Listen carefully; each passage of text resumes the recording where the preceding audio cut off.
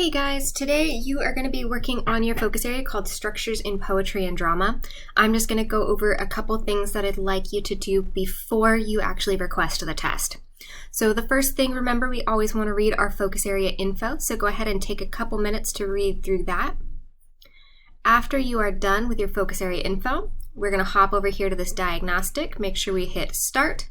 Take this diagnostic so that we can see which objectives are red, yellow, and green. If you go ahead, if you get a green on your diagnostic, if you've got a good score on that, go ahead and request the test once. And then if you don't pass it on the first try, here's what I would like you to tackle before we try it a second time. The first thing I'd like you to look at is inside of this introductory materials area. We'll click that open. And I want you to click on this one that says Key Terms Slideshow.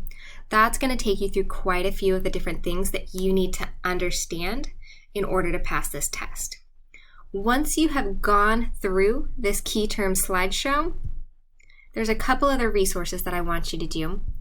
Inside of Objective 1, there is another slideshow called Forms of Poetry. This is going to be a really helpful one to passing this test. So make sure that you spend a little bit of time with this slideshow called Forms of Poetry. Inside of Objective 2, I want to make sure that we are looking at identifying stage directions. So you can take a look at this check for understanding, identify stage directions. If you've got any questions, let me know.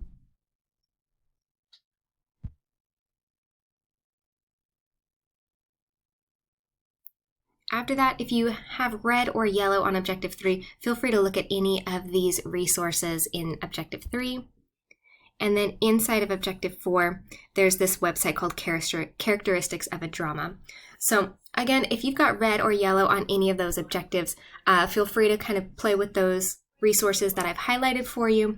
But otherwise, good luck, take your time on the test, and let me know if you need anything. Thanks, guys.